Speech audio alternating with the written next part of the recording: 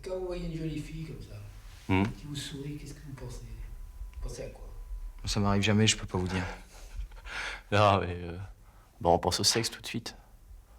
Après, on réfléchit. Lui pense au sexe, moi non. C'est un petit peu quand même.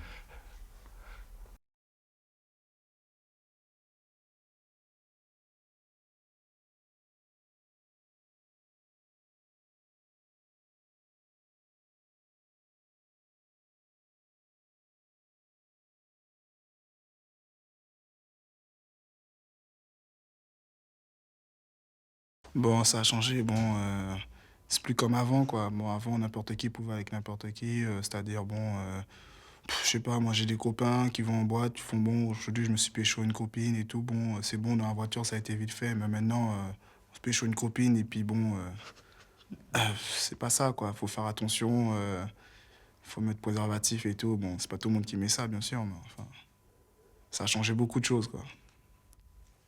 Bon, maintenant, c'est vrai que les filles, maintenant, comme il y a beaucoup qui sont aguicheuses, quand elle vient, maintenant, elle dit. Bon, c'est propos machistes, mais bon, Attention à ce qu'on dit, là. voilà. Les filles vont arriver, elles vont nous dire, ouais, viens, on va aller ensemble, tout. On va prendre la capote ou pas. Il y en a beaucoup maintenant, elles disent, la capote, j'en veux pas. Bon, faut savoir dire non maintenant. Voilà. Ça m'est déjà arrivé, donc. Maintenant, je regarde à deux fois, quoi. Lorsque j'ai montré ces images pour la première fois, les réactions furent particulièrement similaires.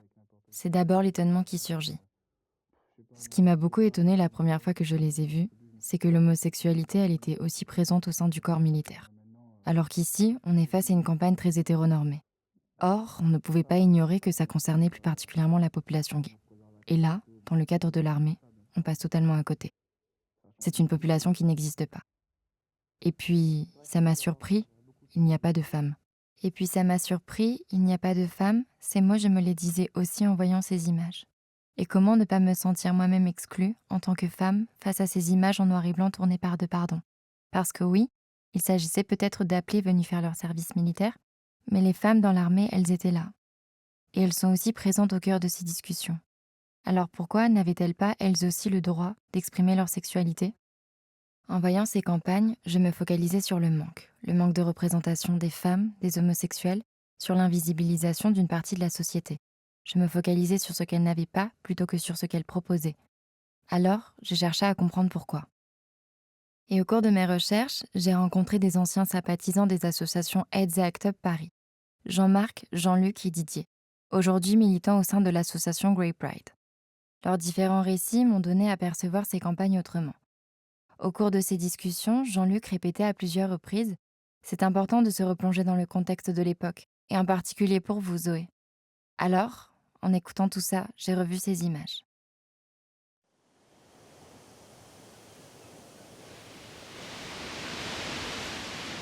Le sida est une maladie mortelle qui atteint de plus en plus de gens, souvent jeunes.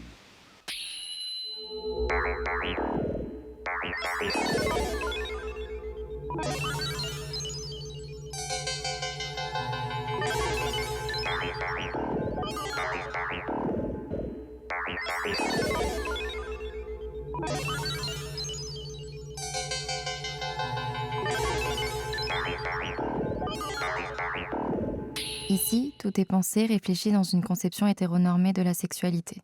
Ces animations, replacées en 1988, peuvent apparaître transgressives et innovantes parce qu'elles intègrent dans le champ sociétal le préservatif. Et que la promotion de celui-ci est interdite depuis la fin de la Première Guerre mondiale. Jugé comme un symbole de frivolité et de dépravation sexuelle, il apparaît désormais comme la seule arme de protection face à la mort. C'est vrai que c'est assez gênant. Mais s'il faut les mettre pour garder une vie, faut les mettre. Mais cette représentation du préservatif, elle reste empreinte d'une méconnaissance sur les pratiques sexuelles, comme me le dit à juste titre Jean-Marc. Le préservatif, il libère et en même temps il réduit le champ des possibles.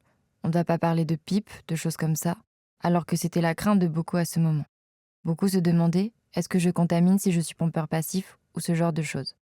Dans ces images, il y a une forme d'abnégation de ces pratiques. Mais je ne suis pas très étonnée non plus, parce que c'était des choses dont on ne parlait pas. L'homosexualité masculine non plus, on ne la disait pas. À ce moment-là, on ne peut la représenter que dans la désincarnation. Parce que comme me le rappelle Jean-Luc, en 1988, cela ne fait que 6 ans que l'homosexualité n'est plus un délit. Et 6 ans pour faire changer les mentalités, c'est peu. Mais comme me le fait remarquer Didier, dans les animations, elle est présente. Et pour l'armée, ça l'a drôlement étonné, mais en bien. Parce que l'homosexualité, elle ne sera représentée dans les campagnes audiovisuelles nationales qu'à partir des années 2000. Alors que ça reste l'une des populations les plus touchées par l'épidémie. Mais inconsciemment, l'homosexualité, elle plane sur ces images. C'est beau l'amour. Mais l'amour physique, c'est beau aussi, si c'est bien fait. À cela, je me rappelle la première impression de Jean-Marc sur ces images de Depardon. Je n'ai pas très bien compris les duos d'ailleurs. Pourquoi parler à deux? Qui étaient-ils l'un pour l'autre? Au départ, il y a presque une confusion. On pense à des couples d'hommes, mais on se rend très vite compte que ce ne sont pas des hommes en couple. En parallèle de cette impression qu'a Jean-Marc sur ces images, je me rappelle de ces mots prononcés par un colonel, que je découvre dans une archive de l'ECPAD. À la question « Pourquoi les mettre en couple ?», on a l'impression de voir des PD. Ouais, mais c'est pas prévu, hein. Depardon nous a dit que certains avaient du mal à parler tout seuls, et spontanément ils se connaissaient, et ils ont préféré parler à deux. Cela introduit des débats et une certaine intensité cinématographique. Ils discutent spontanément. Mais cette objection a été faite aussi parce qu'on pourrait penser qu'on connote sida et amitié particulière. Et finalement, je revois ces images et je me pose la même question que s'est posée Didier. Est-ce qu'on aurait pu trouver un témoin qui puisse librement dire « Oui, je suis homosexuel et je suis dans l'armée » ? Ça, je ne sais pas. Et aurait-il pu avoir une manière plus subtile de le dire ? Probablement. Mais je ne l'ai pas encore découverte. L'amour en lui-même, c'est fantastique, c'est génial, J'ai connu le sida quand j'avais 14-15 ans, c'était dans les années 84-85. Le préservatif, il rentrait pas du tout dans ce schéma-là. Il rentrait pas du tout là, il n'avait rien à faire là. On était... Entendu la première fois, c'est toujours on rougit, on n'est pas à l'aise, c'est normal. Le jour où ils vont trouver un vaccin, ça va être une révolution sexuelle incroyable, quoi. Tout le monde va faire l'amour dans la rue et tout, ça va être terrible. Ça va être drôle.